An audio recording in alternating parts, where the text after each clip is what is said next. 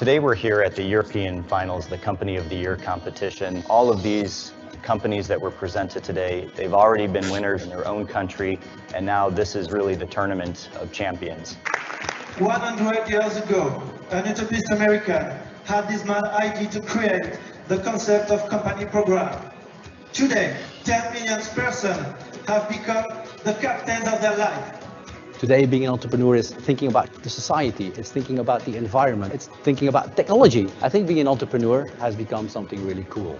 I was amazed this year for the projects that the teams have shown, reducing pollution, engaging for the next years for the community or for the planet. So it's really something you see as a common pattern in each project, that they want to make something that has a sense.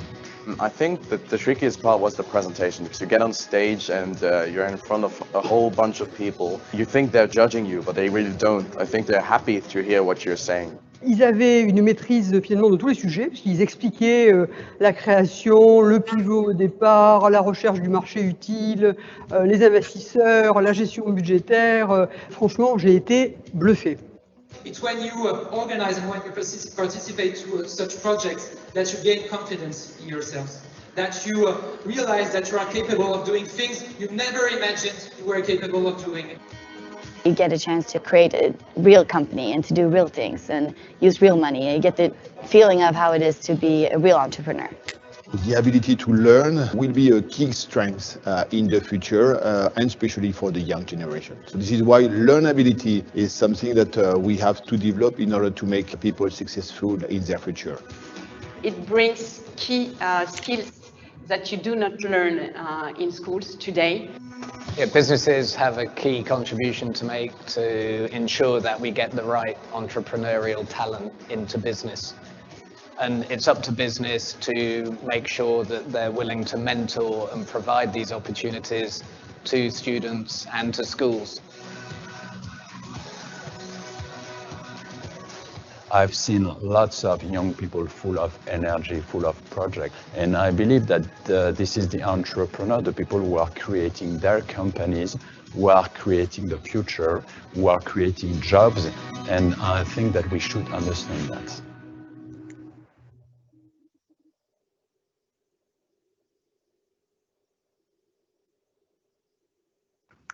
How much energy, how much enthusiasm in last year Company of the Year competition, the European Finals. We were thinking big, and also this year we're thinking big. On the road to the Company of the Year competition 2020 that will be hosted virtually but by JA Portugal, we're realizing and creating also a learning path. And this learning path today is in a webinar that we are very proud to co-organize with FedEx on why global access is something entrepreneurs should all be thinking about. Think big. For someone like me who was born in a very small and little village, thinking big meant going beyond borders. Thinking big meant this vision be opened to the world. That's why I'm so happy today to have in this webinar Helena Johnson. Helena is the Senior Vice President, Finance International at FedEx. And Helena has been also one of the very first person I met when I joined Junior Achievement, this global minds. And together, yes, we're thinking big about these partnerships.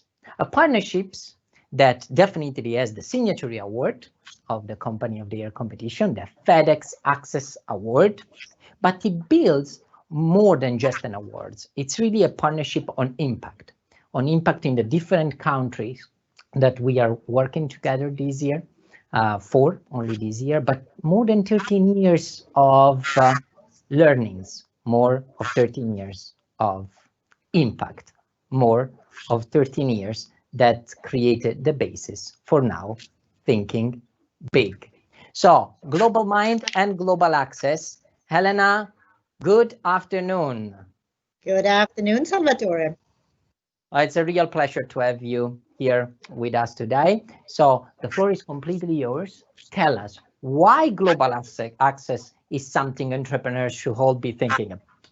Well, I'm going to try to answer that question in the next 30 minutes or so, and then hopefully we can have an interactive session with lots of questions. But I'll kick off and I'll start a little bit to introduce myself, just to kind of know who I am and how I link back to JA.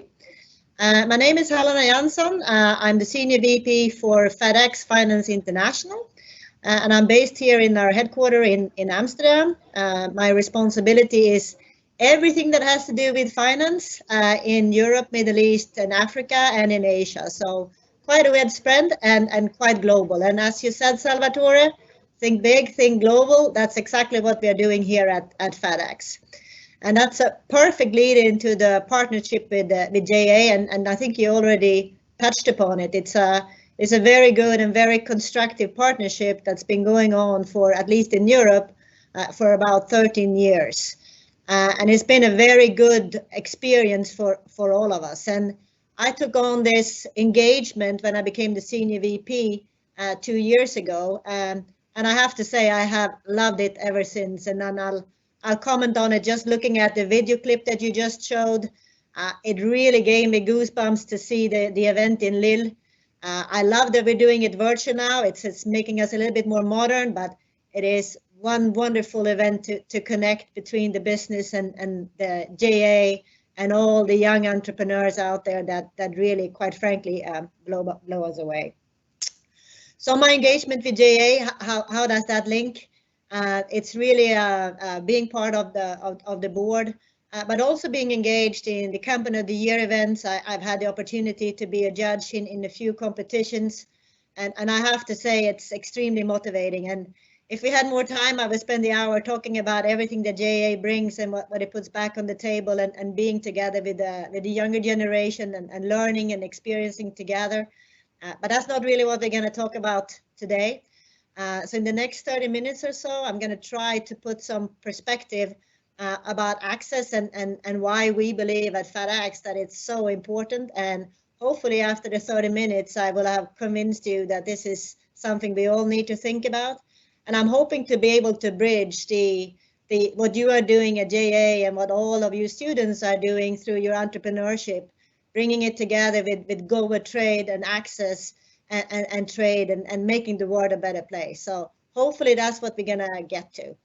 So I'm gonna talk a little bit, but I'm also gonna leave the floor for a lot of questions and answer, and I'm hoping to be able to have a dialogue, provided that we can get the technology to work. So that's a little bit, and now I'm going to go to the next stage, which is probably a big question. What do we know about access at FedEx? You know, why do we believe that we have something to say? And I thought I would start a little bit by going through FedEx's own history, because it's very unique and it's actually very relevant when it comes to all of you, all young entrepreneurs, because FedEx actually started out as an idea, as a young entrepreneur wanting to make a difference, having a bright idea that he then built on. And it was actually around 1970 when our chairman and our founder, Fred W. Smith, had to do a term paper when he was an undergrad student at Yale University. And he made a paper about a hub and spoke system that would fly critical element. It could be medical goods, technical stuff, IT equipment, and actually moving them in a way that was completely new in the market. So that was his idea. He wrote a term paper on it in 1970. And it's a little bit similar to what all of you have done in your reports that you have written. So very similar from where Fred was 50 years ago. So that's how we started, really true entrepreneurial and pioneering spirit that we then built on. So fast forward, that was 1970, and we fast forward to where we are today. 50 years later, FedEx has actually grown from that small light bulb to an idea to one of the largest companies in the world. And just to give you some perspective of the scale that we have in Europe, and I'm still blown away when I talk about it. In Europe, we are more than 50,000 people working for FedEx, and we have over 500 stations, which is the stations that connect the goods. We have 19 air transit hubs, which connects between the air and the ground. And our impressive air and ground network actually connects 45 countries around Europe. So if you want to do business in Europe, you have a very good connection and access throughout all markets through what we do. And if you want to think big, if you want to go global, that's also okay. FedEx has equal coverage when you look at the global scale. Our global network connects 99% of the GDP, and if you think about that, 99%, it virtually means that we connect the world. And we do that by 670 aircraft and around 180,000 vehicles. So very significant in size. So the long and the short of this story is you're starting with an idea, with an entrepreneurial thought, with a bright business idea that is new in the market, and you're building on it. And that is very similar to what FedEx did. And our idea was around trade, making sure that we leverage the world around us and that we reached access and connectivity throughout the globe. And that's what we've been building on ever since 1970. So I will answer the question again. What do we know about access at FedEx? We know a lot about access. We know about access in Europe, and we know about access on the global side. And more importantly, we know what benefits access and connectivity brings, not only for the businesses, but for the global prosperity. And that's really what we want to bring forward. So that's a little bit about us and FedEx. And if we move to the next point, next page, I'm going to say that connected. Yeah, voila. So then the question, I said that I would talk a little bit about why access is important. Why do we really care? Well, obviously, being able to connect around the globe, being able to connect businesses, being able to connect people is important because that's how you grow your business, right?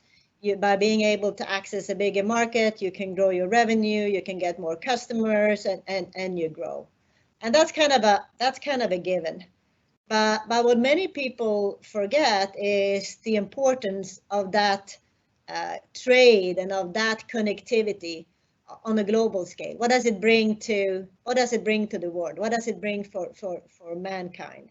So I thought I would talk a little bit about that. And I know you are out of school. You probably are on a school break. So I'm going to bore you a little bit with some fact points.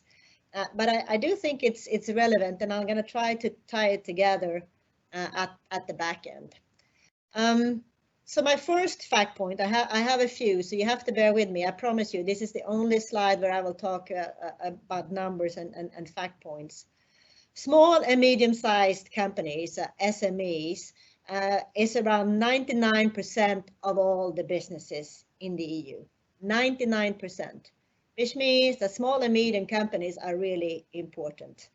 And how we define small and medium companies is when you have a turnover of 50 million euros or less, or 250 employees. So that's kind of the threshold.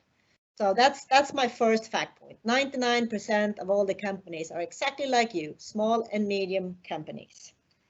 The second fact point that the European Commission have said or have identified that in the last 5 years, 85% of all the jobs created come from this small and medium customer.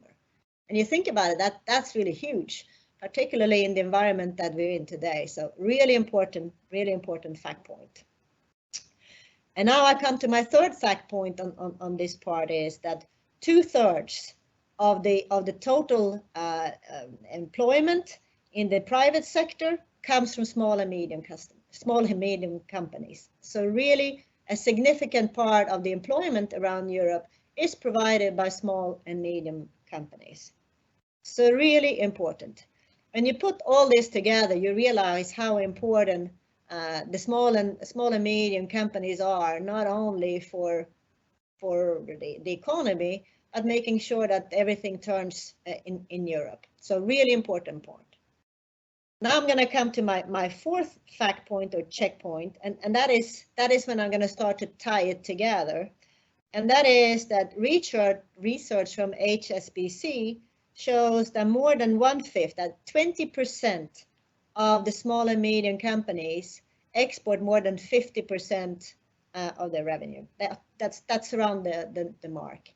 So I will say that again. So out of the companies, the small and medium companies, their turnover, 50% is actually exported and actually out of the market. That means that the companies are looking beyond the country that they operate in and look maybe at the neighboring country, maybe at Europe, maybe overseas. The long and the short of it is that they are not limiting themselves to one market, but they are, to use Salvatore's word, thinking big. And I think that's kind of how it all comes together. And why is that so important? It's important because we know that trade and open to business and making sure that we can trade freely has been a key driver for driving prosperity and wealth since the Second World War. And here comes my last fact point. I promise that this is going to be my last one. In 1990, 35% of the world population lived on an income that was $2 or less, which is quite significant. If you fast forward and if you look where we were in the 2015, the number was down to 10%. So over that time period, 25 years, we had a significant improvement in wealth and prosperity in the world. And that was really, to a large degree, driven by openness of trade after Second World War. And that's something that we have really been strong advocates of at FedEx. Not only because it's the core of what we do, driving connectivity and access through the world, but we do believe that trade is a key driver for wealth creation and prosperity and economic growth throughout the world.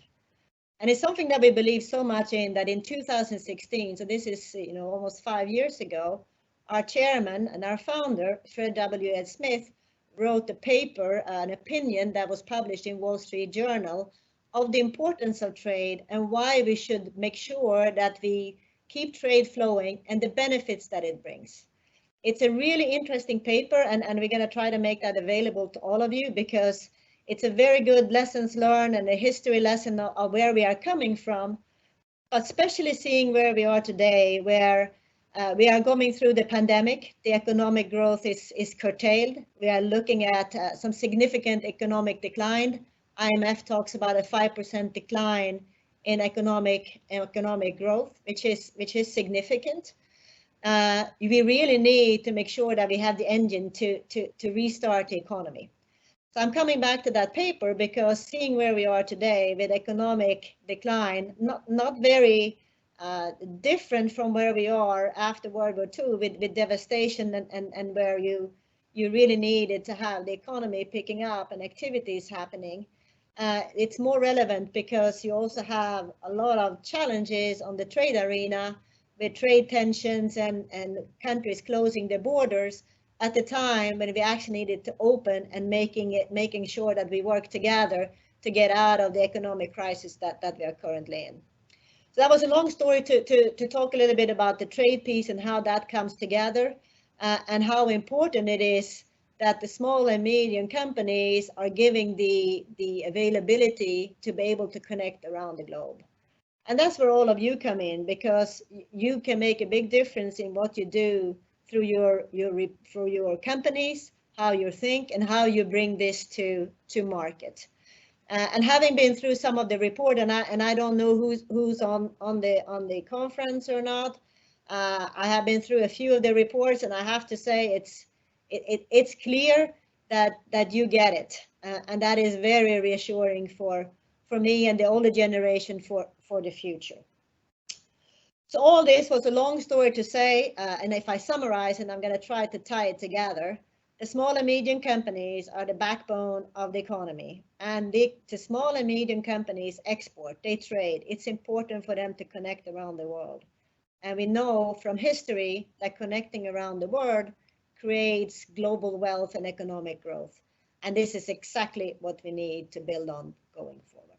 So If I didn't convince you about the benefits of access, please contact me, send me a text message, contact me through JA, and I'll be more than happy to explore this. It's something I feel very passionate about. All right. Wow. Well, definitely you are opening up our minds here. But coming up of the reality, Elena, coming up of the reality of the economic tissue, and we know that this year we have 40 mini companies that have been created in 40 European countries. So they will probably, their first step will be self-entrepreneurs, and then maybe they will become, in the economic tissue, small and medium enterprise. So they fit perfectly into the market size of what you were just talking to us. So my question is really, and then maybe we continue with the presentation, but is really, when we think about global access, thinking only about those multinational companies and only at the time when we are so big that we need to expand, or we need to start inspiring also our entrepreneurs very early on? What is the benefit already of thinking about the business idea with this global mind rather than just your local market? I think that's a perfect lead-in. I think you had looked at my presentation, but I'll try to answer immediately. And I kind of highlighted that on the small and medium companies, how they're already doing it. And then you bring it back to the students, the 40 companies. And I have to say, if I would have thought about when I was young, which was many, many years ago, I would never have thought about going beyond Sweden. I'm born and raised in Sweden. I was very limited. The thinking about looking at the Europe as a base or the world was very, very foreign to me and my generation. When I read the company reports now, that is actually not something that they even, and I'm hoping to get some questions and some comments about it shortly. It's not even something that they think about. For the younger generation, for the entrepreneurs that we are dealing with in this competition, this is something that is bread and butter. They don't even think about if, they think about how and when, which is a complete different mindset. And for me, that is so refreshing. And I want to say it again. I feel very confident about the future if I read and see that, because we are very open in our thinking, open to new business models, open to new markets, opening to expanding. And looking at the reports, some are more than others, but it's clear that there is a trend there, and I feel very passionate about the reports when I read them. Thanks. All right, I have a question that I received online. Should I answer them now, or do you want to? Question out there? Yeah, you can pick and choose, or if you want. Yeah, I'll pick and choose. I'm going to try to answer them all. I'll do the first one. Can we be prepared for disruptions to international trade? And I think that's a really, really good question. And I know if I had my crystal ball, I would. If I look at my crystal ball, I believe that there are high risks that there will be disruptions to trade. I think one of the big risks with the pandemic is that a lot of countries, and not only, we can talk about the US, but also here in Europe, are reverting back to some protectionism. And that is very, very dangerous, coming back again to what I just described on what got us out of after the World War that led us to the prosperity we are enjoying today. And we actually need to reverse that trend and making sure that we open up markets and that we become liberal and that we continue with the free trade. But because I think that is the only way to ensure that we kickstart the economic growth that we all need after the pandemic. But the long and the short of it is that there are a lot of elements that are a little bit worrying. The geopolitical situation is, I would say, very unstable with some uncertainty. And I think we're going to have some ups and downs and some hiccups. I don't believe that, or I hope that we're not going to get to full disruptions. But I think we're going to live in some times of uncertainty just because of the environment that we are in. With the pandemic and the situation that we had on the trade arena, particularly between China and the US. Many many questions are really related to that, right? I mean, the COVID-19 pandemic has this lasting impact on how the companies plan their business globally. You just answer on how to grow your business from local SMEs. Can we be prepared for this disruption in international trade? You are an optimist. You are definitely an optimist by nature. I can see that. No? So we need also that inspiration in this turmoil, in these moments in which it is a bit difficult to look beyond the obstacles that we have in front of us. But we started saying, well, we need to think big, right? Yes, clearly. And then if you allow me, Salvatore, I go to the next question, which I think is a really good one. And I'm sorry that I keep on focusing on the question, but I think they're really very, very clever. And it's a question whether the pandemic will have lasting impact on how companies plan their business globally. It's another excellent question, really insightful. And I do believe that it will have impact. I think that post the COVID, there will be a new normal. What that will be, we can still shape, all of us, and I think that's what we are doing, and that's what all of you will be doing as you finish your school and you move on to your next chapter. But I do think we are going to see some changes in the supply chain where companies will diversify their supply chain rather than having it in one country. And you know, obviously China is the one that comes to mind, where you will see, I don't believe that you're going to see trade coming down and that you're going to see that we only source from the individual countries. But in my view, you will see a differentiation in the supply chain that will actually have knock-on effect across the globe, which I think again will be positive to your point. Definitely. Do you want to continue with the presentation? We also have another question that is coming on the live Q&A that our attendees putting from Serbia. So up to you, Elena, really, if you like to. You know, but I'm going to take my cue from you, Salvatore. If you think now is the time to answer a question, I have a lot. Maybe I can quickly talk about our Access Award, a little bit what we're looking for and how it ties in, and then I'm hoping that in the meantime I'm going to be flooded by many more questions. That's great. All right. So again, another question: is your business access ready? Is it ready to conquer the world? And having read the reports, you know, there's a lot of good stuff in this one, and you see that a lot of you had developed a lot of good business model that already addressed the things that I talked about. You know, social, economic, environmental, thinking globally. All the things that brings purpose to what you do. And we already see that in the report. So for us at FedEx, our Access Award is a little bit geared towards that, really taking those ingredients and making an award around it. And I'll talk a little bit about the criteria that we look for, because that is kind of answering the question if you're access ready. And I like to think about it that there is an entrance ticket. You know, when you go to a party, you buy your ticket to play or to dance. And for me, there are 3 entrance tickets. One is we're looking at if it's innovative, product, service, business model. Is it new? Is it something that we haven't seen before? Is it creative? That is one thing that we're looking for. The second thing is we're looking is, does it have the ability to power socioeconomic development?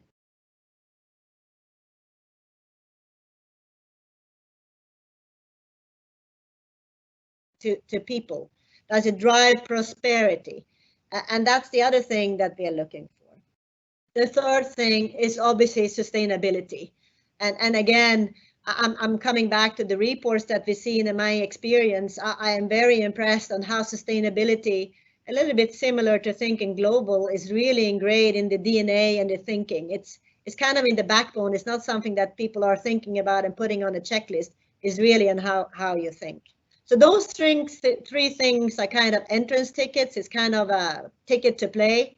But the thing that gets me and the FedEx jury really excited, that really makes our blood boil, as when we see ideas that are really, you know, thinking big, to use your word, Salvatore, who's really looking at, can we conquer the world? And there they show a readiness to take the business, product, business model, whatever they have, outside of their country, and it can be to a separate country, it can be in Europe, it can be across the globe, and it can be in different ways. It can be sourcing your supplies, it can be selling at the market, it can be just making a business plan that revolves around it. But it's really that international dimension, thinking about how to access new market and connect those markets across the globe. That is really the thing that gets us excited.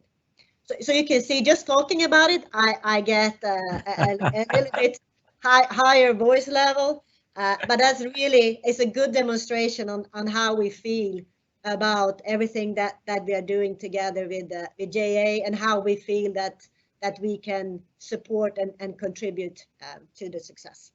Actually, there is a good question that is coming out from Serbia that is very related to where do we need to get, no? What's next? So I have Mihajlo, I hope I'm pronouncing it well. So they have created a mini company, Sixth Sense, a product that helps blind and weak-sighted people move without the help of an assistant. So there is a social impact also there. So it's very important for them to spread across as many countries as they can. And we are located in Serbia. Do you think we should first spread to countries of the Balkans, or we should try and go global from the start? Do you also have some advices for us? So yeah, here we're getting really into the nitty-gritty, into the company, a mini company that is going to help blind and weak-sighted people move without the help of an assistant. What should they think? Wow, it's a really good question, and I'm gonna jump. Can I? Yeah, I mean, I'm gonna stay on this slide. Actually, I can maybe talk about that, because my finishing slide. So it's almost like the Serbia team had looked into my presentation and my notes, because my finishing slide and my finishing comments was really going to be about sharing our experience from the last 50 years in supporting small and medium companies like the one in Serbia to expand. What do they need to think about? What have we seen? What has been our experience? How do you tackle it? So I'm going to give 5 small points to think about as you are assessing which markets to go into, and hopefully that will help you to assess which direction you need to go. So I'll go this one, and then we can maybe come back to more questions. So the first thing is research the market. And what do I mean by that? Look at the demand for your product. What is the demand? Does it exist? What's the competition? Do a market analysis of where you are. So I'm taking it back to the Serbian example. Is there a market for it in close by in the Balkan? Are there particularly countries that would be more accessible? So kind of look at it from that angle. Scan the market would be the first thing. And then you can scan many markets. You don't need to limit yourself to one, but do an inventory of what is out there. That would be my first, or our first kind of lessons learned or best practice. The second one, once you have done one, know the country or the territory that you have chosen. And that's a really important one, because all countries are different. Regulations are different, rules are different, how you access the market, how you compete is different. So make sure that once you have targeted it, that you understand and learn as much as possible. And a great example and a great way of doing that is to attend trade fairs, attend shows, go to industry events, and particularly these days when you have so many things available virtually, I think that's something that you can easily do without spending a lot of money traveling. So I think that is the second piece and the second advice to give. The third one, and now I'm going to put my finance hat on, make sure that you have your finances in order, because as you expand globally, it can be next door country. It does come with some financial consequences, or it may. It may take you longer to get your payment. You may have to do down payment. You need maybe to do prepayment.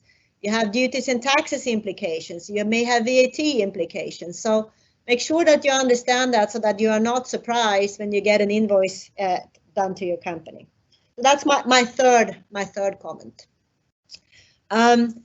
My fourth, or our fourth advice is, once you know the market, once you know the country, once you know you can afford it, you kind of need to figure out how are you going to tackle the market. And you've all gone to school, you've done your marketing piece. I'm not going to pretend that I'm a marketeer, but there are different ways where you can access the market. And you can, you can either do it through direct selling. You just get into the market and you sell. You can do it through agents or distributors where they sell it for you. Or you can sell it through contractual methods like licenses and franchising. Or you can even set up your whole operations abroad and have everything done in a foreign market. And there's a new thing that is surfacing over the last 5 to 10 years, which is selling online, e-commerce, which is a new channel that is opened up. And I think, personally, I believe that that's going to be, depending on the product, a channel that will outperform any of the traditional markets, particularly for consumer products.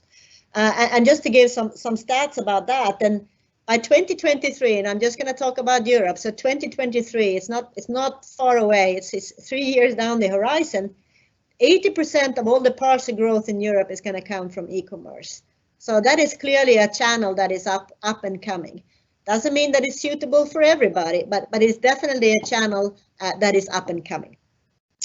My fifth advice is, once you have figured out all these four things, it's good to choose a provider or support that can help you to connect the dots, to connect the world, and connect with the suppliers or with your customers and other parts of the world. I obviously think that FedEx is a great choice in that respect, but there's obviously other players. The point here is that there is a lot of support to have from logistical providers around the globe that can support you in your business.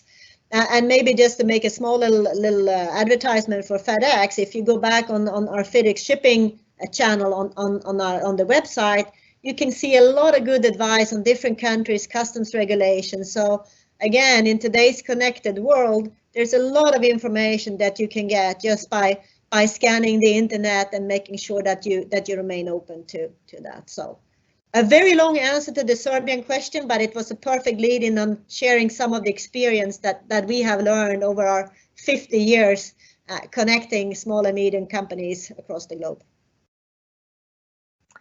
That's great, Elena. And also, we had some question before. I forgot we had people from Bulgaria. Okay. I have another question that coming from Slovakia. Okay. Okay, so this is Simona. They have the mini company called RAN. Okay. We produce an environment-friendly, ecologic, solid cleaner called Cleaned. They would like to ask, and this is also always this frustration of the new entrepreneurs. No, is I have very little resources, so should I really focus on growing my market here a little bit, or I should already expand as soon as possible? Again, it goes back to the timing, because they probably have very limited resources, both human resources, access, how can they do it? Maybe we can help them with tools, maybe we can help them with mentoring, maybe on how to do it, how to grow it, even if they're stretched about it. It's a very good question, and I think that's a question that all companies go through. I think that these days there's nobody who has enough resources and capabilities, and I would kind of turn it around. I do think that in today's age, with the connectivity on internet, there's a lot of good support and the good advice you can get from just looking at the sources out there. And I think it's about you have to look, and I don't know the details of the company, but I will definitely look it up once look the report up.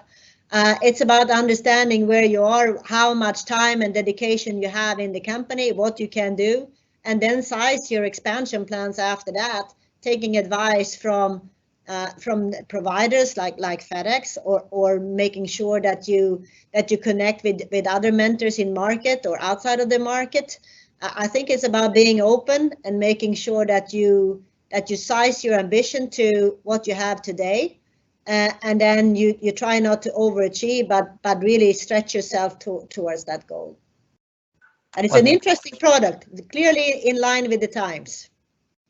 And it's good to know, at least, that what I see from the chat there is that they already have some offers from other countries. So they are already on this doubt to say, we have offers out there, but we still are in our market in Slovakia. So how can we spread across different countries?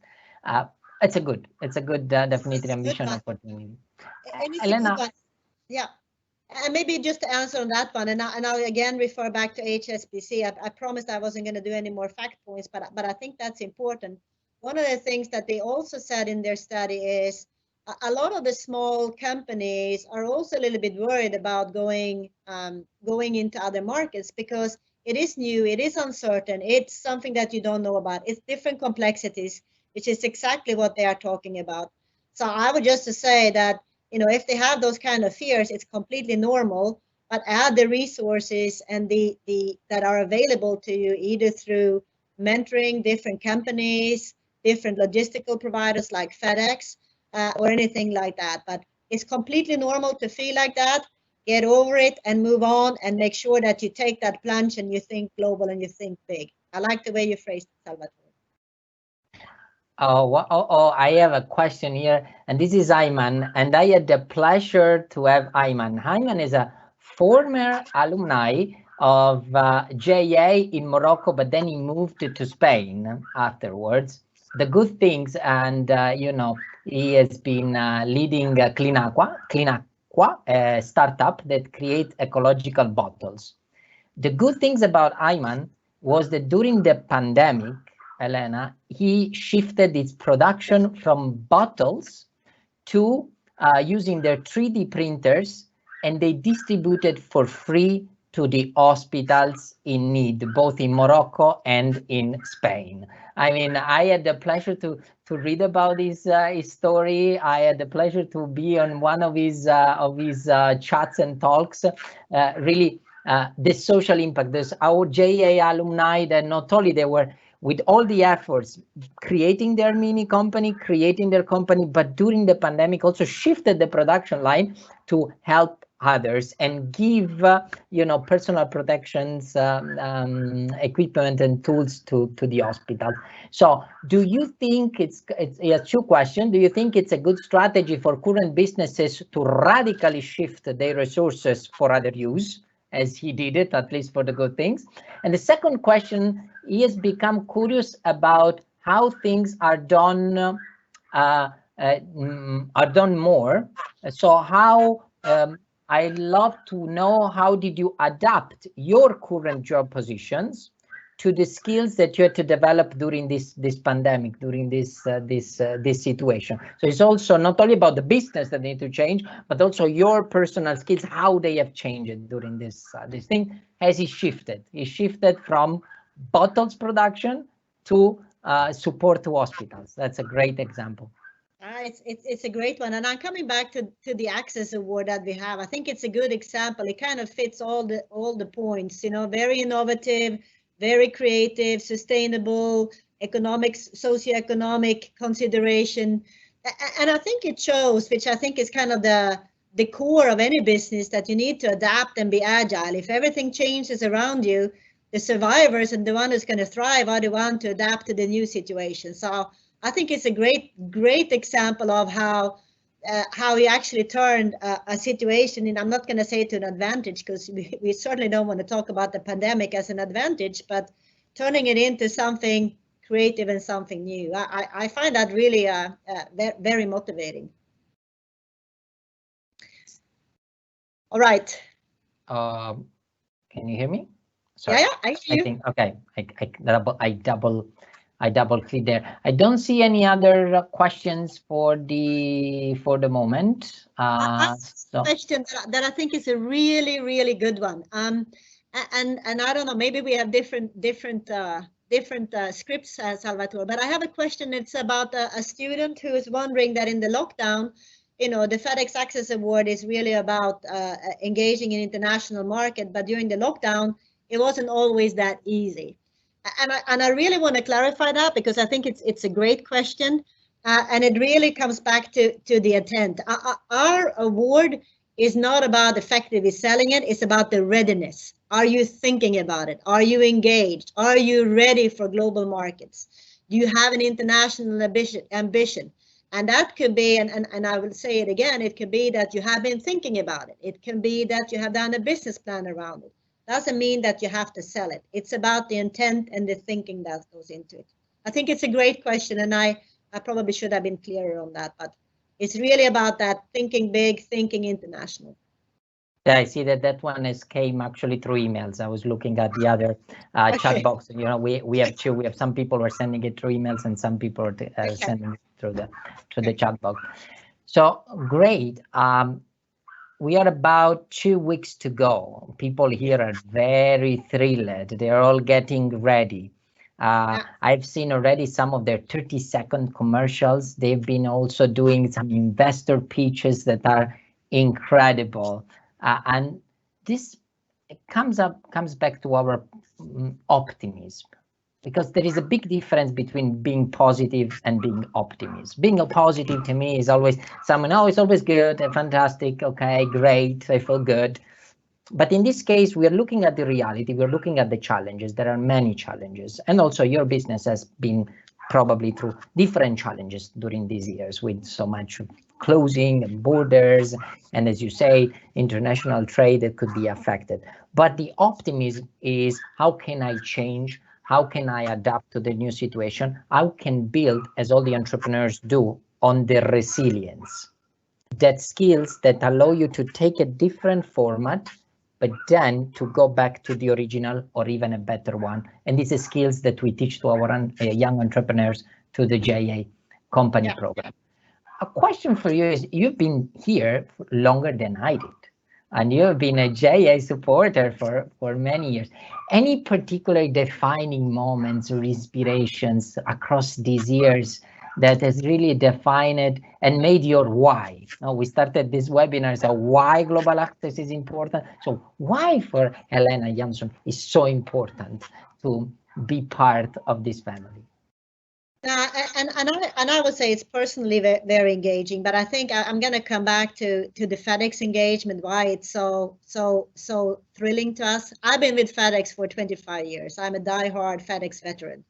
And being able to combine what we do at FedEx with the younger generation, which again is the future, I find really very, very motivating. And I cannot say that there's been any aha moment as such. But I will pick out the first time I went to the company of the year. I went in Stockholm. I don't know what I expected it to be. I had heard about it. I had seen about it. But actually experiencing it, experiencing the energy, the creativity, the confidence, I was completely blown away. And that was my first experience. And maybe because I hadn't expected it, it really threw me off my barrels. And every time I have been to events since has been the same thing. And you started this webinar by showing the clip from France. I mean, I get goosebumps when I see the clip from Lille. It was just a thrilling event. And I'm sure we will have a similar thrilling event, though, even though a slightly different format now in Lisbon. And I'm really looking forward to that. It's really about connecting the dots, connecting the world, connecting the young entrepreneurs, all of you, with the business community that is really looking forward to welcoming you into our world and learning from you. You can bet. JA Portugal is definitely we're getting up to a fantastic virtual event. We have created a joint team between JA Portugal and JA Europe, and I, at least of what we could see, it will be a very different one of what people are used to do and used to say.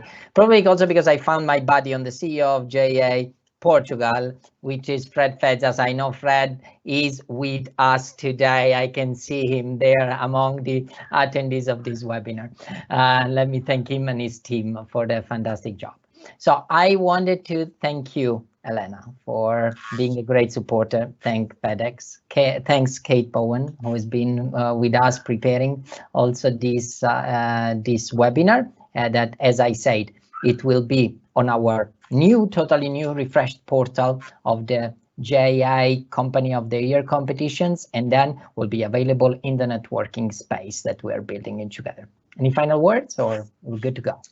No, I will only say good luck to all of you, and I'm looking forward to connecting with all of you virtually in 2 weeks. And in the meantime, I'm going to dive into all of your company reports and look at all the things that you are doing, and get ready. Okay, thank you so much. Good. Thank you. Good Bye, afternoon. everybody. Goodbye, everyone. See you virtually in Portugal. Thanks a lot. See you in Portugal. Bye.